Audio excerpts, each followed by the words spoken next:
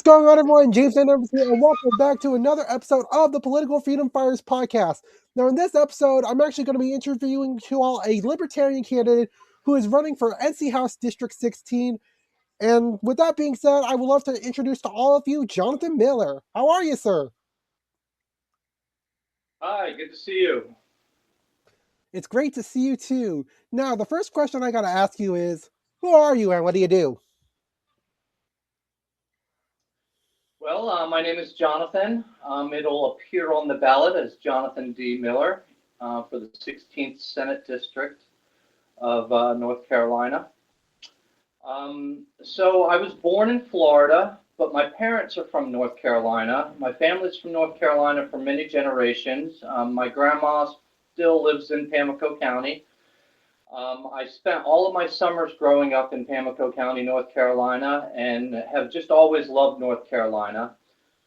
When I was 12, my family moved to New Jersey, and I lived in a little mountain town in New Jersey where I spent a lot of time hiking, but also I was 45 minutes away from Midtown Manhattan if I wanted to go to the city and go to a club or see a Broadway show or just walk around Washington Square Park.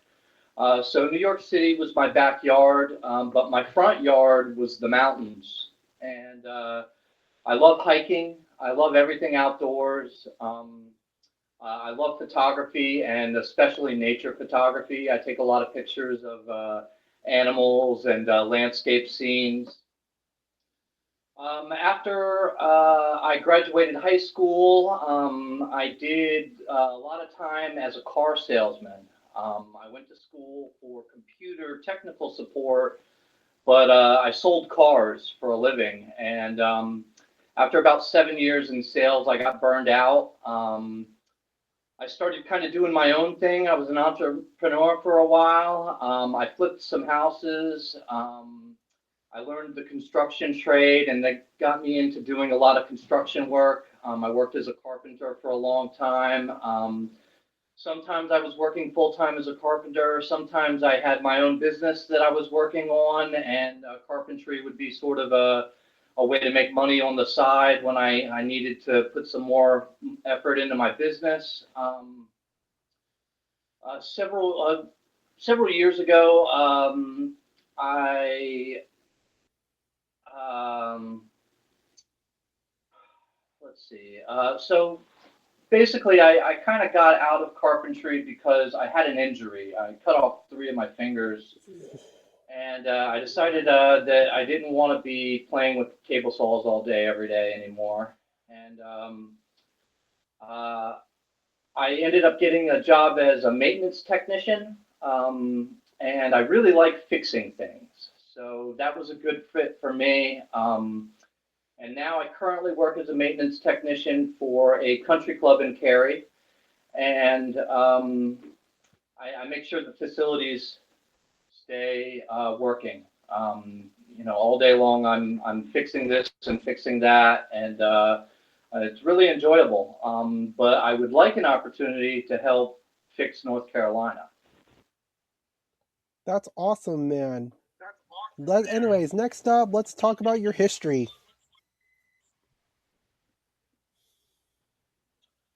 Sure. Like I said, I grew up in Florida and then New Jersey. After school and working for a while as a car salesman, I ended up coming down to North Carolina in 2007. I've been living in the Triangle area ever since. Um, I've been very politically active since COVID. COVID kind of made me speak out. I didn't like the way the government was handling it, and I felt like I had been silent for far too long. I've been a libertarian for as long as I can remember. I don't know when I actually found the Libertarian Party, but my ideals really haven't changed. When I was a little kid, probably 8, 9 years old, something like that, I said something, and my grandma said, one of our ancestors signed the Constitution. And I thought that was the coolest thing in the world. She told me it was George Mason, And I looked it up. We had a family book that had somebody in the family had worked out the genealogy and published a book with the family tree. And our family had a copy, and so I traced us back to George Mason, and I wanted to know everything I could about George Mason because he's not one of the founding fathers they talk about in elementary school. So I learned that he didn't sign the Constitution. And at first I was a little disappointed by that because, well, it would be really cool to have an ancestor that signed the Constitution. But then I read why he didn't sign the Constitution. And he didn't sign it because at the time there wasn't a Bill of Rights. And he didn't want to accept any government that didn't have the rights of the people outlined. So a lot of his contemporaries referred to him as the father of the Bill of Rights. Um, a lot of the Declaration of Independence and the Constitution and the Bill of Rights came from his ideas and his words. Papers he had written earlier were, phrases were borrowed. Um, so that got me really politically active in the liberty movement. I've been a libertarian since probably the late 90s or early 2000s. I was part of the Ron Paul movement. I was a big supporter of him. Happy to have voted for him a couple of times for president. And I came down to North Carolina in 2007, and I've seen the state slowly get worse with encroaching its powers upon the people, and so it's time for me to step up and do something about it. That's awesome, man. So the next question I have for you is, why are you running for NC Senate District 16? Well, it really started in the 2020 election. I had been on the back burner about ever doing anything politically. I never intended to run for office. I wasn't very active in the movement, I guess.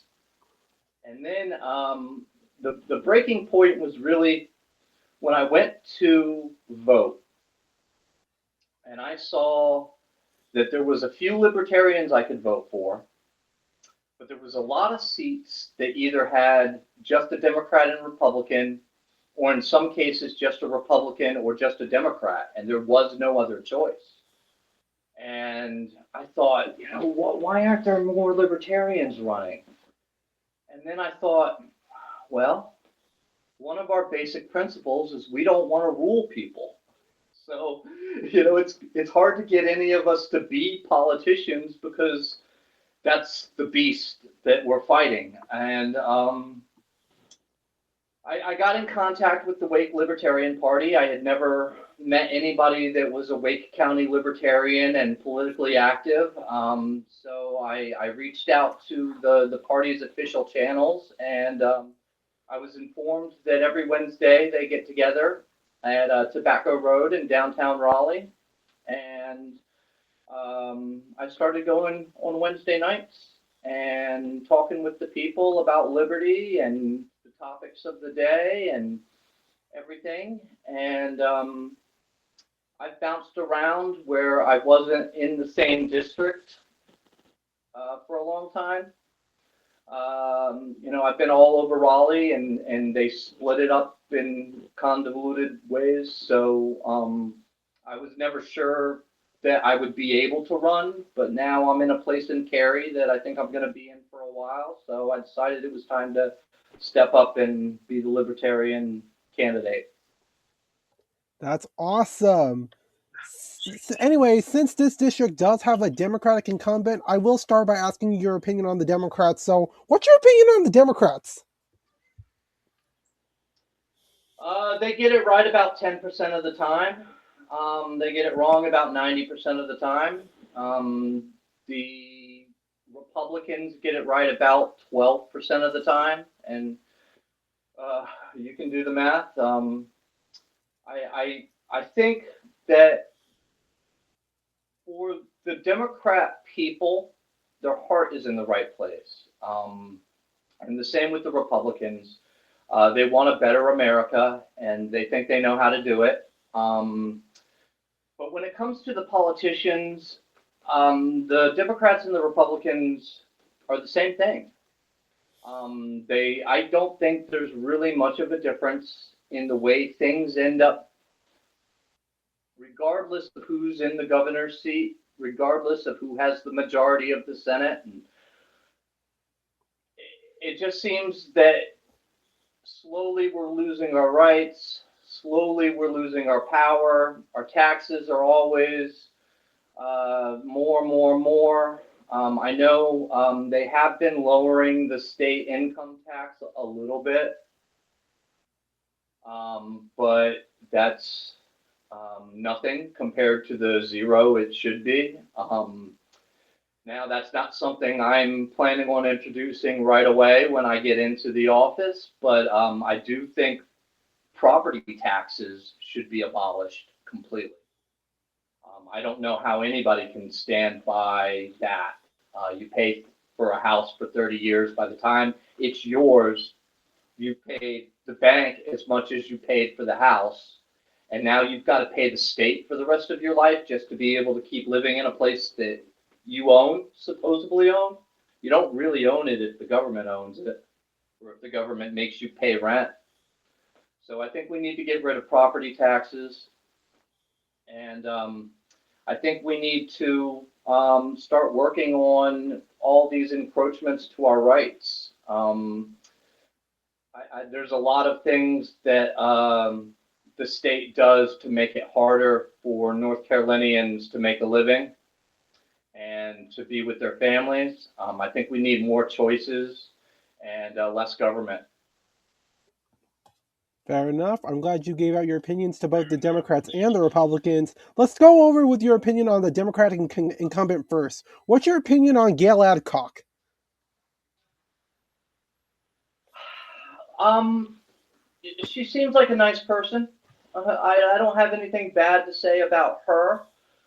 I do think that she's going to vote whichever way the Democrats vote, and I don't think that's ever good for the people.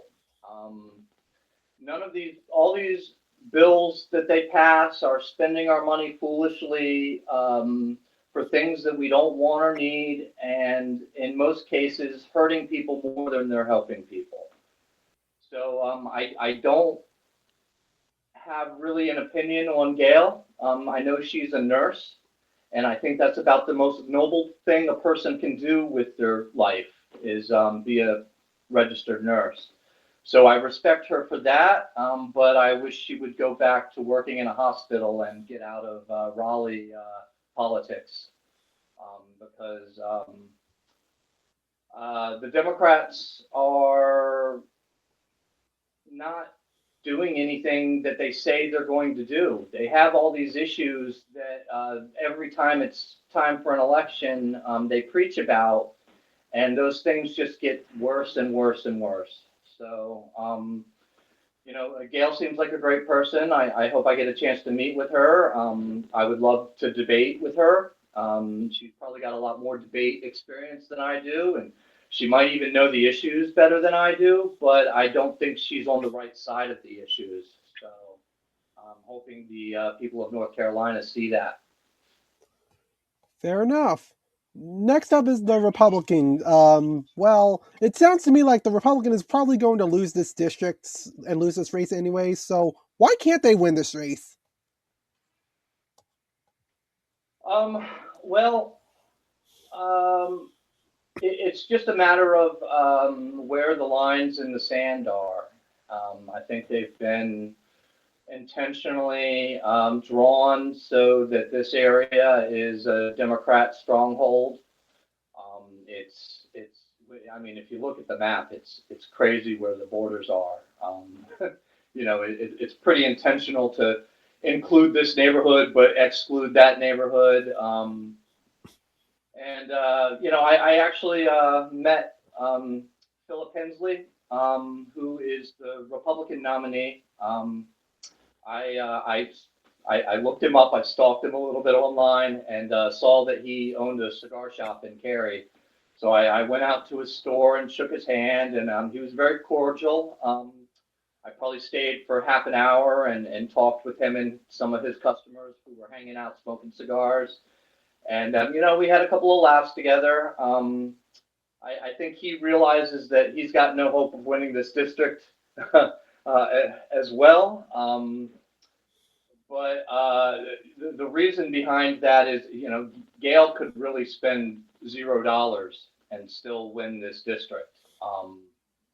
It's just because of the demographics of the district. It's a little bit, this area of Wake County it just happens to be where all the Democrats live. So, I wish Philip luck. I wish myself luck. But and when it comes down to it, Gail's probably going to slaughter us both. So, good on him because I was actually expecting to run just me and Gail. Philip had run House seat maybe 11, and last time and lost. And he decided to run for Senate this time. So, I feel like he's a worthy opponent, and so is Gail. And I hope that all three of us get a chance to put our ideas out there and let the voters decide. That's awesome, man. Anyways, let's go over your platform. You told me to go through your Twitter just to see what issues we can talk about, and I managed to find some. So I guess the first thing we're going to go over is opposing U.S. regime change. Ah, yes, my pinned post. Yeah, so my entire life, we've constantly just been starting rumors that some other country is bad and making a few grandiose gestures of aggression towards them before either destabilizing them through the CIA banding together with local rebels and arming them and funding them, or just sending our troops in and toppling their government and creating chaos for years and years to come. It's been the same story my whole life, and frankly, I'm sick of it. Now I'm running for a state level position, so I'm not going to be a decision maker in any of these things, but I do think that the U.S. needs to mind its business. 100% agreed. Next up, repealing the income tax.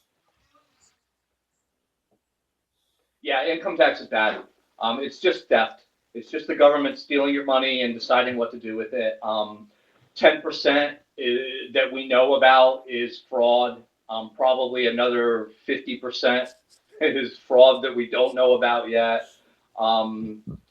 It's just ridiculous. The federal government should be a lean, mean machine that doesn't do much. They don't have any power. If you read the Constitution, there's not a whole lot they're allowed to do. As a North Carolina senator, I'd like to help North Carolina take back some of its power from the federal government and handle things on a local level. And I'll probably sue the federal government on a pretty regular basis over encroachments on states' rights. The 10th Amendment exists for a reason. The federal government has its job to do. Go do your job. The states have everything else. The states and the people. The power is supposed to go to the states and the people according to the 10th Amendment. And most of the power is in the federal government right now. And they're doing all kinds of things they're not supposed to. And, it's time the state of North Carolina put its foot down about it. Alrighty. Next up. Oh, yeah, that's right. You made a D's Nuts comment on the FBI. Oh, jeez. Well, yeah. I definitely told. So I told the ADL and the FBI that they can monitor these nuts. The ADL is created some sort of super system where they can just automatically sue everybody who says anything they don't like, and they've got the FBI they're working with to monitor people. So anytime the government has a list of people that are bad, I want to be on that list. Put me on the list, FBI. I want to be on your list. I know I probably already am. I've seen what they have on me, and it's hundreds of pages, and I've never done anything, you know.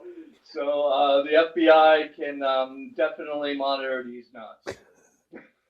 I 100% agree. And I'm sure that since we are both third partyists, I'm probably on some list as well. Yeah, probably just something simple as that. Now, there's a lot of people. The issue of the day, ICE in Minnesota, and the protests and riots and whatever. And I don't care what you think about ICE or what you think about what they're doing. People have a right to speak out about it. It's a basic First Amendment human fundamental right to redress your grievances to the government. And that's what they're doing now. I don't necessarily agree with some of their methods. I don't like that they're doing things. I just saw a video where somebody said, hey, he's a Nazi, and they beat this guy up, and he's been there with them protesting all day for their cause, but one person got a little confused, and now this guy is, being dragged off to an ambulance. So I don't necessarily agree with the way they're speaking, but I will die for their right to speak on their issues.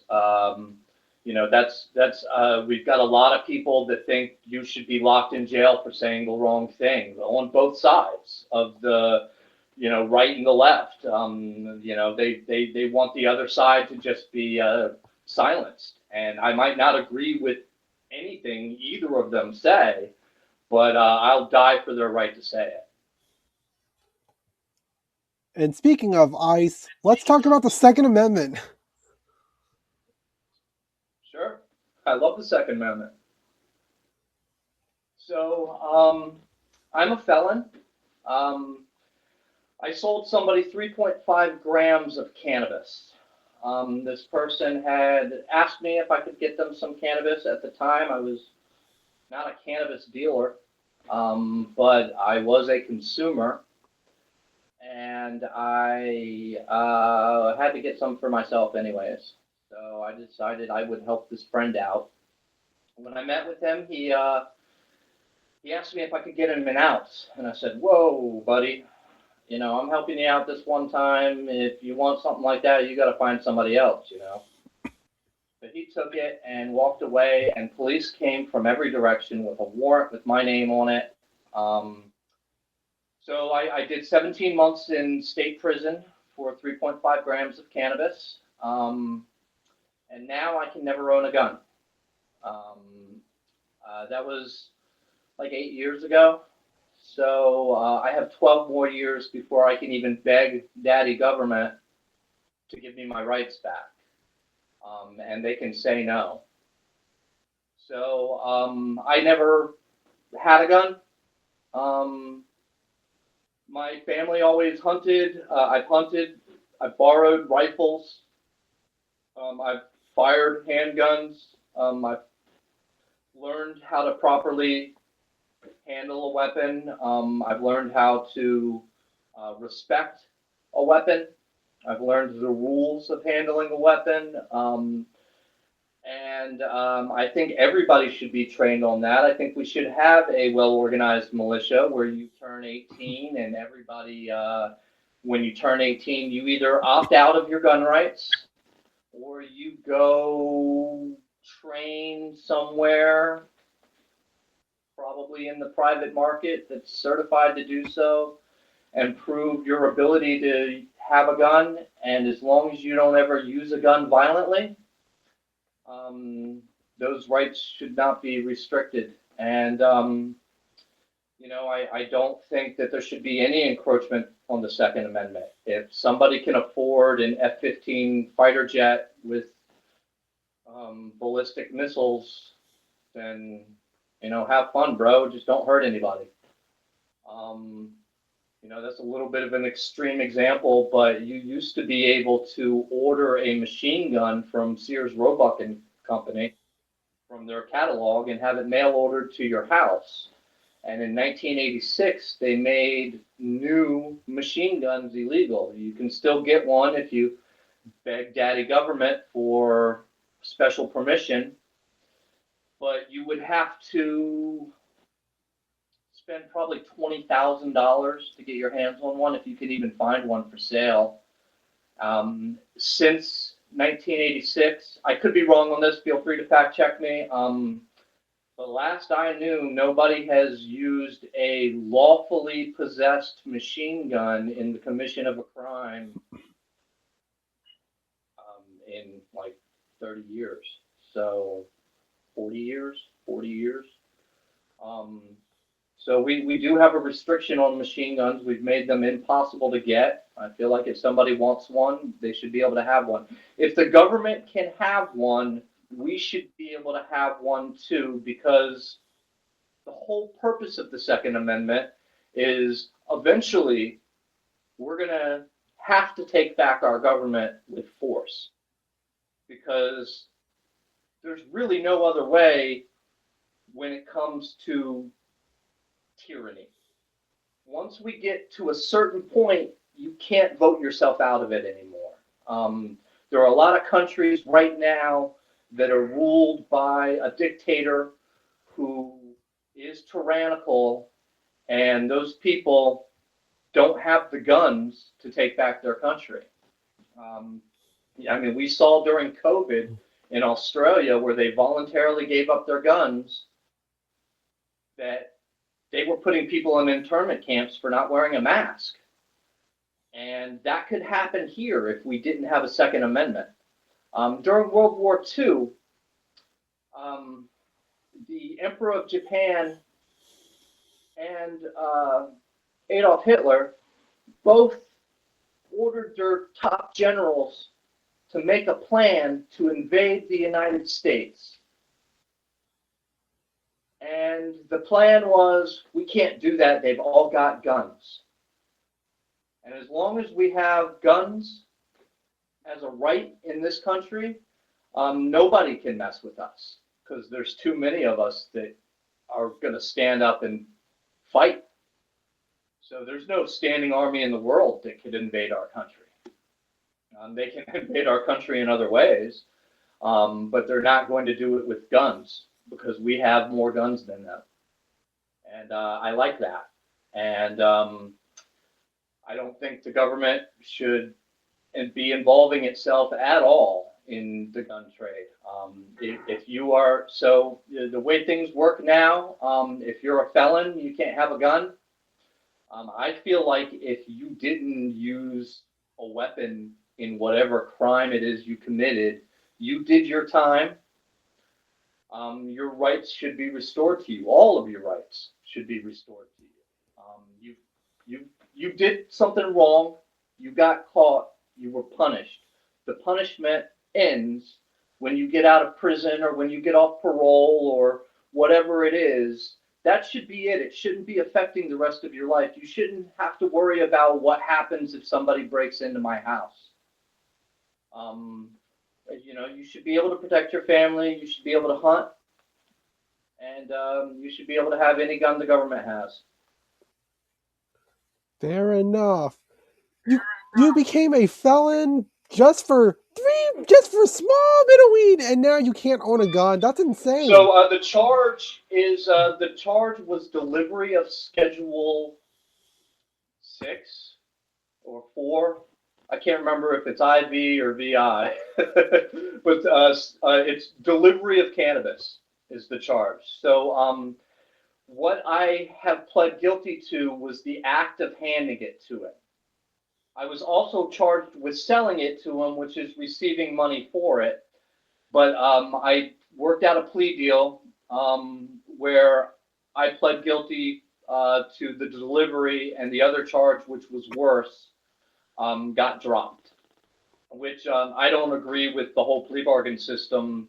You either did it or you didn't, and there should either be a trial or there shouldn't. You should, if you did it and you want to plead guilty and get it over with, then plead guilty. If you plead not guilty, they should have to prove before 12 jurors that you did what they say you did. But the reality of it is everybody takes the plea bargain because the alternative is sitting in jail for possibly years while you wait for the system to get around to you. And then if you are guilty, like I was guilty, you're going to be found guilty, so you might as well just get the punishment over with. And prison is a whole lot better than county jail. By all accounts I had heard from the county jail, everybody in there was dying to sign their plea deal so they could go to prison. Because jail sucks. Prison is not fun, but it's a lot better than county jail. So I pled guilty. I did my 17 months, and I spent 7 years unable to get a decent job because they run background checks for decent jobs. And now I'm off of the background check, so I was able to show up without a felony on my record to the business that hired me. I did tell them I was a felon, but it wouldn't come up because I didn't want to lie to them. I have principles, but I for 7 years I would tell people that I have a pot charge, and they would say that's not a big deal, we don't care. And then the background check would come back, and they'd say, sorry, we can't hire you. So it affected my life for a lot longer than just the 17 months I was incarcerated. It was 7 years before I was able to get a job that pays a living wage. I struggled for a very long time, some of that homeless because of a marijuana charge. And that's high up on my agenda. I've already written the bill that I'll be introducing as soon as I'm able to, because the voters chose me to do so, to legalize it and regulate the distribution of it. And I don't agree with taxes, but I don't have as big of a problem with sin taxes. You don't have to drink liquor. You don't have to smoke pot. You can easily avoid those taxes by making different lifestyle choices. Should you choose, which you should have the option of choosing as an adult, to smoke marijuana, then you should be able to go to a store and buy it. I think it should be regulated, like Travis said, a cucumber when you interviewed him. But the reality is a lot of people aren't going to agree with that. And it would be, if we're going to tax people, it would be a good way to generate revenue for the state so they can spend it foolishly. So yeah, I think we need to legalize marijuana. That's high up on my platform. And I forget what your question was, but I went off on a tangent as usual. That's all right, man. I guess we can talk about the background check system while we're talking about this. Look, I think it's like a mixed bag. The concept of a background check isn't bad in theory, but in practice, it's I think the modern background check system is kind of why I'm more pro gun rights than not. You know what I mean? Yeah, I have a friend. When he was in his late teens, early 20s, he was hanging with the wrong people, and I believe it was some sort of robbery. I don't know the details. He never told me the story, but I know that he's a felon, and he's my age, and he's been a felon basically his whole adult life. Guns are part of his culture and his family's culture. And it really bothers him that he's not able to get a gun legally. And there's a lot of stories like that where people have made a mistake and redeemed themselves. A background check doesn't tell you who a person is. The background check, all that does is show you maybe something that they did in their past. There's plenty of people out there who are not good people and probably shouldn't have guns. that there's nothing that's going to show up on a background check to tell them that when they purchase the gun. There's also a lot of good people out there that can't get a gun because something on their background check prevents them. I never wanted a gun until the government told me I couldn't have one. And now I feel like if the government thinks I can't have one, then maybe I need one to protect myself from them. I am the most non-violent person you're ever going to talk to. I might be tied with some other people that you talk to, but you're not going to find anyone who's more non-violent than me. I've never been in a fight. I've never hit anybody. I've never balled my fist and struck somebody in anger. I've had times where I've been at a bar and bumped into somebody or something innocuous that they were drunk and ready to fight. And I was able to convince them that that's not what I want. And they backed down. Nobody's ever hit me out of anger. I've never hit anybody out of anger.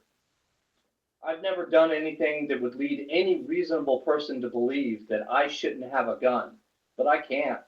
I mean, I'm going to go try, actually. I want to see the background check in action. So I do have a plan where I'm going to find a gun store that lets me record my interaction and go in and fill out the paperwork and do the background check and be denied buying a gun. Which, I have no recourse for. I can't sue them for violating my Second Amendment rights. That's not going to go anywhere. People have tried.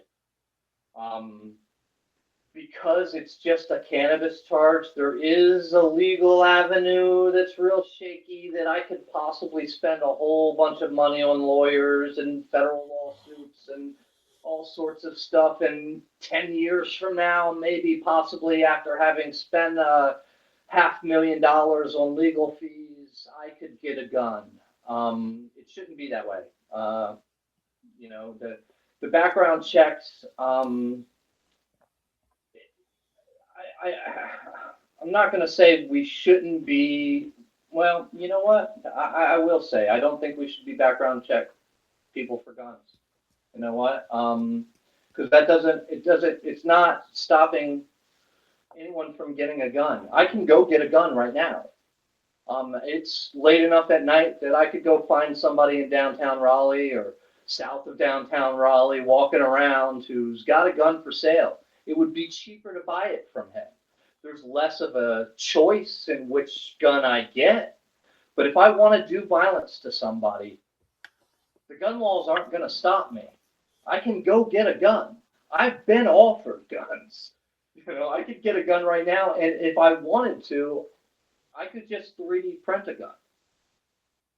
So, the background checks are silly at this point. I get why they thought that was going to help, but it's not doing anything that it's supposed to do. It's not stopping the bad guys. There's still bad guys with guns. Indeed. Next up, the Fourth Amendment.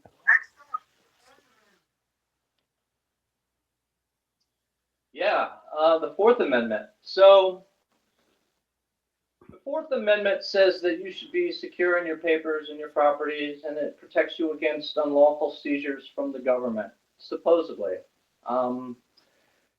The way it works, though, is because everybody just pleads guilty, the police can violate your Fourth Amendment anytime they want, really, when it comes down to it. They do all the time. They've tried with me. They don't get away with it with me because I know my rights and I stand up for them. I didn't always, but I do now. They've radicalized me.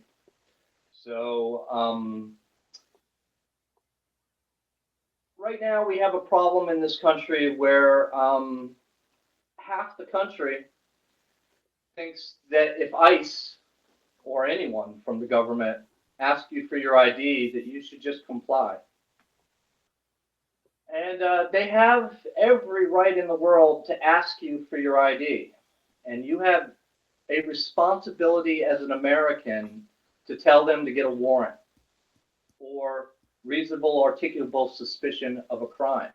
if they don't have reasonable, articulable suspicion that you've committed or about to commit a crime, they've got no reason to ask you for your ID. This is not Nazi Germany. We don't have to present our papers to go to the grocery store. I have had a situation where I was walking down the street, and I didn't have phone service at the time. So I was using Wi-Fi, and I happened to pass by someplace whose Wi-Fi was saved in my phone, and an email came up. So I stopped on the sidewalk, and I was typing an email out. And I look up, and 3 cops are coming at me from 3 different directions, and they want to see my ID. And I explained to them that I'm just on the sidewalk. I don't have to show them my ID. Well, they called in backup, and they played good cop, bad cop. They'd come over, and I had one cop several times try to, I'm wearing pajama pants. So if I've got a gun or a knife, they'd be able to see it in my pajama pants. I'm wearing pajama pants and a t-shirt. And they want to put their hands on me. They keep telling me, I have to search you for weapons. Do you understand? And when they say, do you understand, what they mean is, I'm going to violate your rights. Are you okay with that? And no, I'm not okay with that. So I tell them, look, you've got a gun. I'm not going to stop you from putting your hands on me. But I am not consenting to you searching me. What's in my pockets, which at the time was $5 cash, and that's it. There was nothing else in my pockets. One folded up $5 bill. I was going to the store to get something, and these cops decided that they were going to waste my time. So for the next 45 minutes, they called in backup. There ended up being 5 of them out there. I requested a supervisor. Their supervisor came, never got out of his car. They would huddle by his car, and then one of them would come over and play bad cop, and then they'd go huddle, and one of them would come over and play good cop, and then they'd go huddle. And I have no idea what their mission was, if there was actually something they were investigating, but I wasn't any part of it. And I don't have to participate in their investigation. So I didn't, and that really upset them. They ended up leaving without ever getting my ID, but they weren't happy about it. And we wasted, 5 officers and a sergeant for approximately an hour. I'm going to guess that's probably a couple $1,000s in taxpayer money that was wasted on trying to get my ID. It's like crack to these cops. They want to make reports about you. They want you in their system every time they talk to you for any reason whatsoever. And they don't have a right to that information. So I'm not giving it to them without a fight. That is good to hear. Next up is federal law enforcement. There shouldn't be such a thing. That's a 10th Amendment thing. The DEA, the ATF, ICE, all of FBI, all of these federal law enforcement should be abolished. That's a state's issue. The states should be handling crime in their states, and not the federal government. Alrighty. Next up, let's talk about the NC Department of Social Services. Okay. Well, we have created a welfare state. A lot of the problem we have with criminals coming from other countries is because they know they can get here and we'll pay for everything for them. We give them food stamps, we give them welfare, we buy them houses.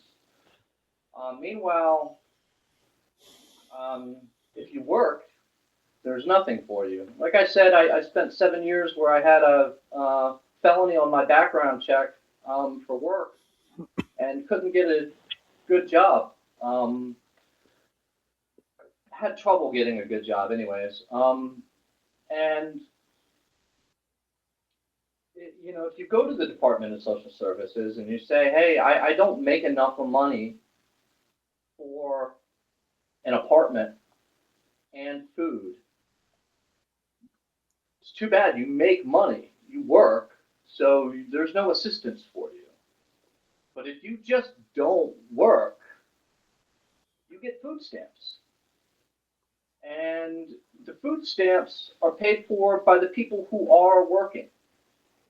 And I don't have a problem with there being a safety net system where if you unexpectedly get injured or lose your job because of downsizing or whatever, and you need a little help for a buffer period, that's great. If you've got a legitimate disability, you're physically unable to work, then we should be helping those people. But we don't even. We give them just barely enough to always be hungry. Um, and meanwhile, we're spending countless billions on all kinds of things that aren't helping anybody. The Department of um, Social Services means well, maybe, but in practice, all it does is encourage laziness. If you get on their programs and then get a job, the day you get a job, they cut you off. You don't even get to wait till that first paycheck before they cut you off. So there's no incentive to go get a job because it's, do I work 8 hours a day, 5 days a week, and barely be able to get by, or do I not work 5 days a week and barely able to get by? I don't know why anybody that's poor would work when there's you can be poor and not work. Like that's what we've created, and that's not what we intended. We intended these programs to be for somebody who has a hardship that they're trying to get through, not a permanent nanny state for people. And I think a lot of the reasons that anybody votes for Democrats is because they're worried they're going to lose their benefits. So that's what I have to say about them. All right, fair enough. Next up, apparently you were in a Twitter fight against some guy by the name of Don Bon Jovi. I mean Dan Bongino. Oh,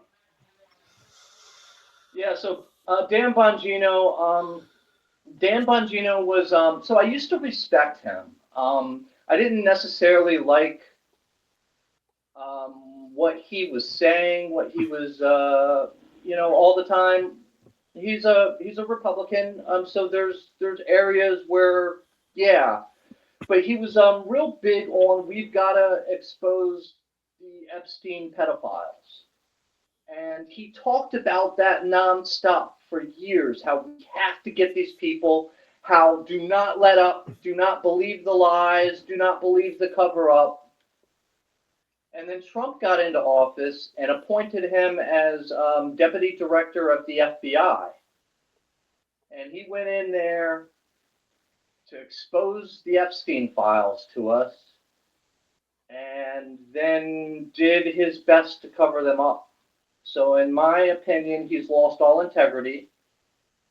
And I can never respect him again. If he debates Libertarian comedian Dave Smith, I will have a little bit of respect for him showing up. But he called out Dave Smith and other people who are trying to get these Epstein files released and called them black pillars. And now he's just spitting out Trump propaganda instead of fighting the system.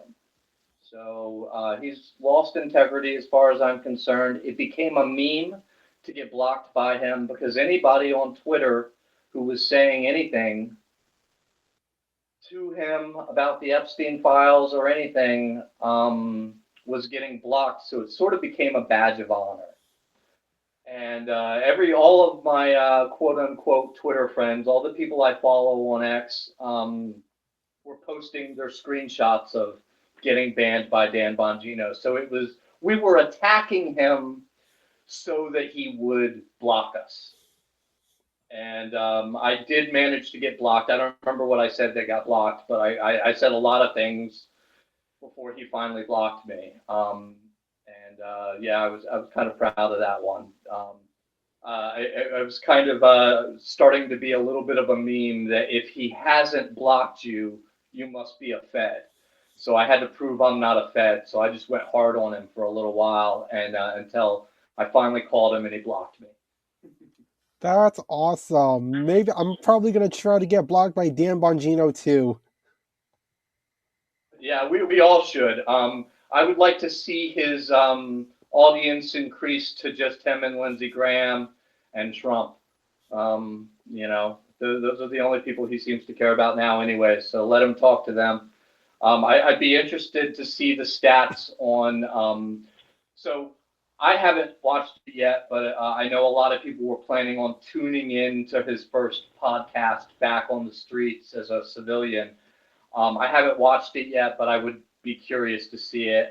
There's probably 50 hours of podcasts I need to catch up on, so I don't know if I'll ever get around to it. But I would be very curious to see the difference between his first one back and a few months from now, how many viewers he's got. There's still a lot of people out there who love him and defend him, and most of those people don't think for themselves. They think what they're told by whoever's in power in the party they've chosen. So, I don't think he's going to have much of influence anymore. I think he's lost all his integrity, and when you lose your integrity, your influence goes out the window as well. Agreed. Next is the Federal Reserve. I'm sorry, what was that? The Federal Reserve. Oh, the Federal Reserve. Oh gosh.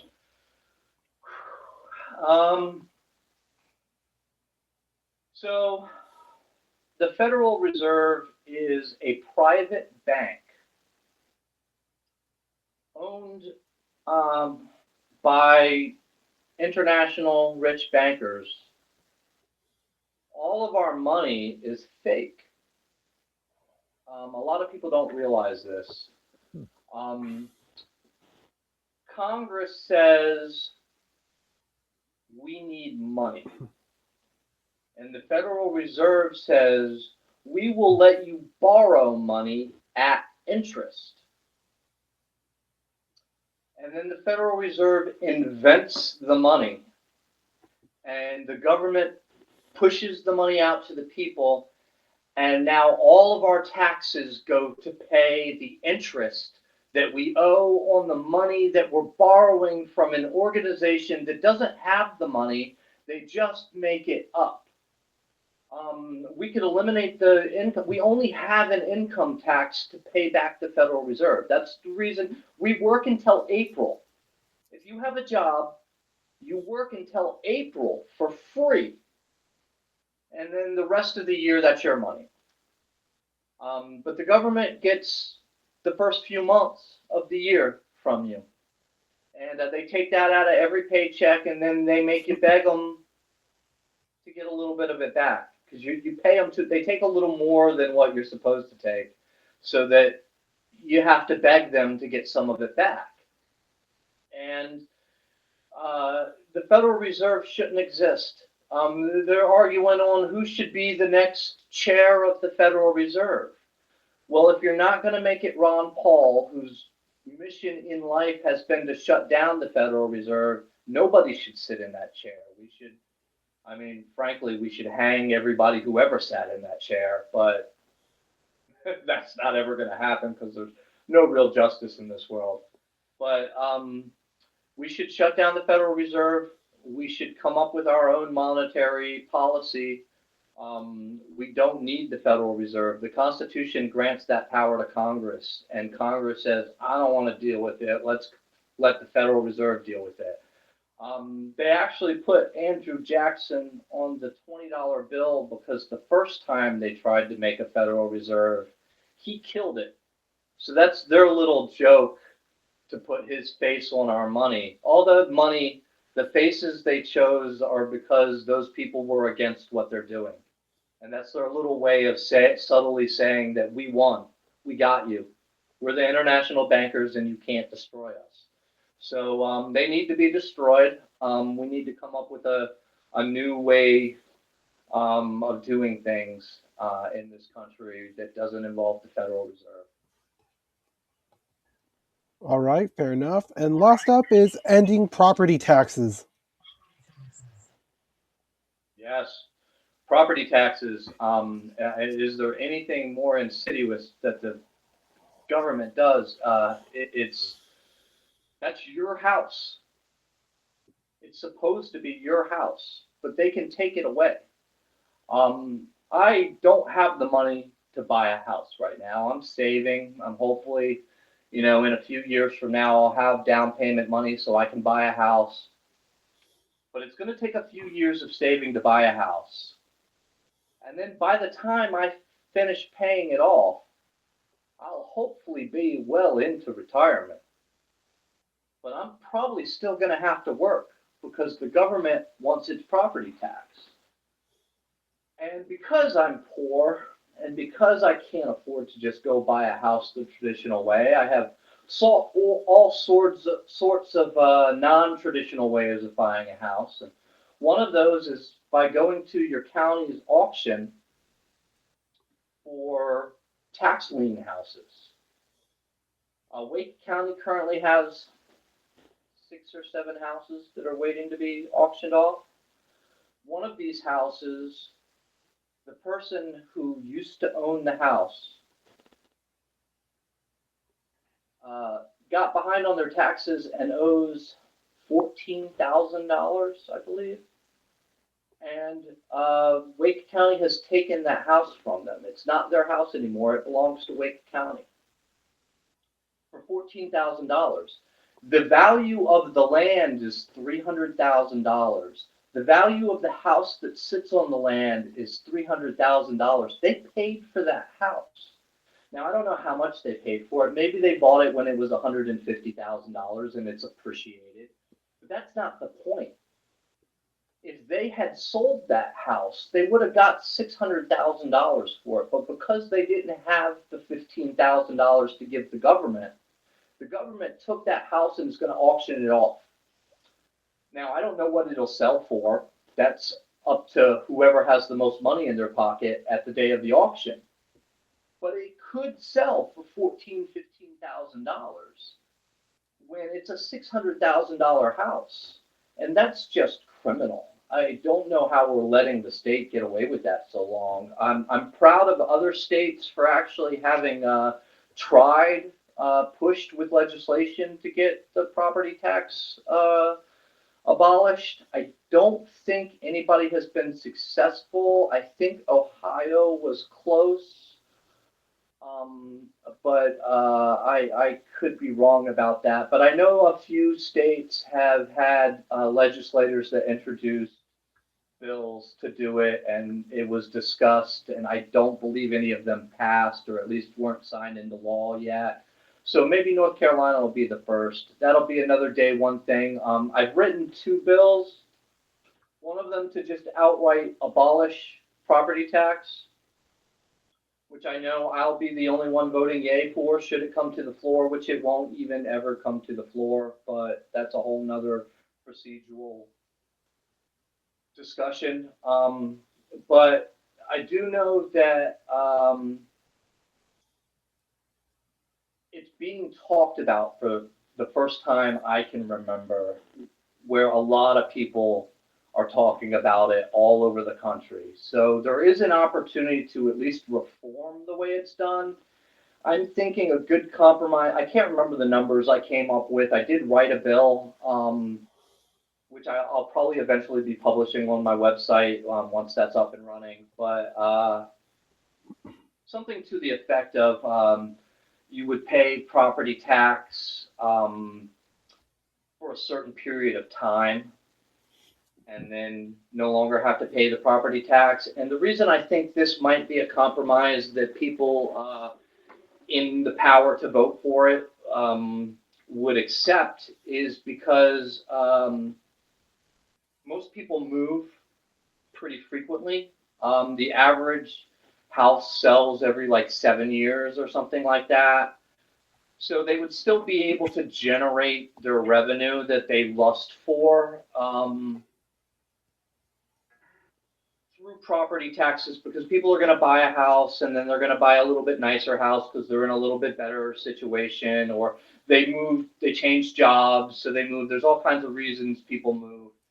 And so a lot of those houses are, if a house has been owned by somebody for 25 years, they're probably retired or close to retirement, and we shouldn't be, it's just gross to be telling somebody who's worked their whole life that they have to go get a part-time job so they can pay their property tax. So I'm thinking that maybe I can convince people that that's a humane compromise between ending the property tax and and having what we have now, by making it where after you've paid property taxes for 25 years, you no longer have to pay property taxes anymore. And it would only be in the bill I wrote. It would only be for primary residents. So if you're a person of means and you have your house where you raise your family, but you also have a place on a lake, or a place on the beach, or a place in the mountains that you go take vacations, you would still have to pay property tax on that, which I don't agree with fundamentally, but as a compromise, um, maybe secondary properties, or if you own an investment property, you still have to pay property tax on the rental property that you have, but you wouldn't have to pay property taxes on your primary residence after a certain period of time. I think I shot for 15 years, and uh, when I did a little bit of research, the shortfalls on the budget would be too much for the legislators to make that compromise. But if we extended it out to where you only pay property taxes for 25 years, then it wouldn't really affect the bottom line of the budget too much. So I think I could get people to go for it. I realized that once I'm a North Carolina senator, I'm going to have to try to work with these Democrats and Republicans, because I'm way over here and they're way over here, and so we need to meet somewhere here. And hopefully, once I get into office, I can do that. Alrighty. How's the campaign doing? It's going great. I just gave my first speech the other night at the Wake County Libertarian Party 2026 convention. That's available on YouTube if you go to Wake LP's YouTube page. I did not have. I had a couple of notes on my phone for what I was going to say. I had the text of the 10th Amendment because I was going to read that. I figured, 10th Amendment, yeah. And then I got up there and realized my phone was back at the bar where I had been standing, and I didn't have any notes, and I kind of just had to make it up as I went along. But I think I did pretty good. I screwed up a word, but other than that, it went pretty well. I've got a lot of support in Wake County with the Libertarian Party, and it's time to start gearing up. I don't have to primary, luckily, so it's me. I'm going to be on the ballot, so I'm going to start going hard soon. Doing podcasts, doing interviews. I'm reaching out to all the local organizations to let them know I'm available to share my views and hopefully kiss some babies and get to some hearts and minds and make a difference for liberty. That's awesome, man. Do you have plans on making a YouTube channel? I have a YouTube channel. I will email you all my socials. I haven't put a video up. Yeah, I mean, I guess I should. I don't know what I'm going to do with it exactly. I have some ideas of some videos to make. I want to go maybe to government facilities that are in my district and tour those facilities and show the taxpayers what their money is going towards and that sort of thing. I might try to do a podcast where I pick an issue and talk about that issue for, half an hour, whatever.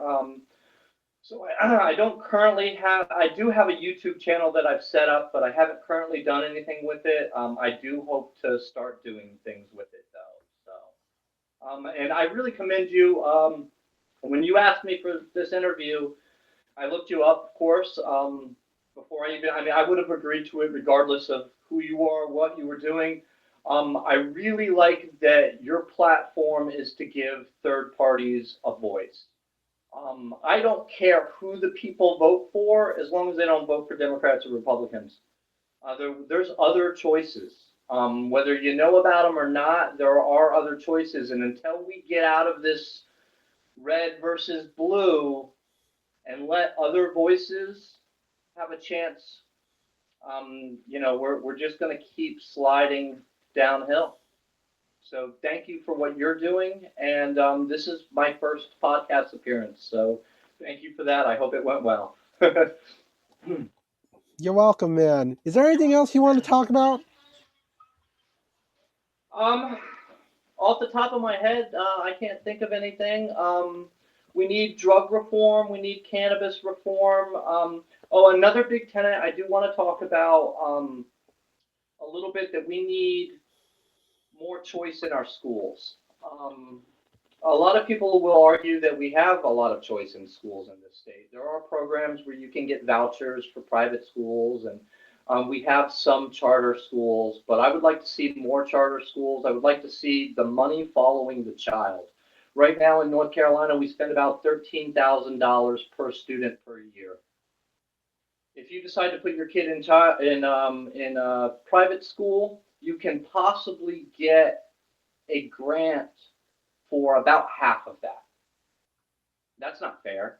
Why does my public school kid get $13,000 and my private school kid only gets $6,000 from the taxpayers? If the taxpayers are going to pay for education, then that money should follow the student and not just be assigned to the district that the students are in. So I'd like to see more school choice. I'd like to see the money following the children. I think that the free market will create the solution if we implement that. If we allow the money to follow the child, then schools are going to start popping up all over the place because they know that they can get that money. They're not having to charge the parents. And I don't think that how much money you make should determine your child's future. I think if we're going to allocate all this money for education, that it should go to, it should follow the student and not just go to the public schools. And if you want a private school or you want a home school, you got to do that on your own. I think that's a big issue. That's all I can think of right now. I mean, there's a lot of things that need work in this state, and I'm going to do my best to fight for the people for every issue.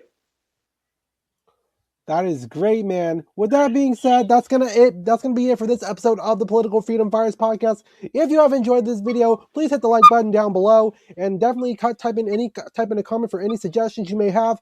Hit the subscribe button down below and hit the notification bell so that you can be notified on any new episodes that'll be coming out of this podcast. And I will be linking Jonathan Miller's social media links in the description below so that you all can check his campaign out for yourselves. And with that being said, I hope you all enjoyed, and I'll see you all later. Peace.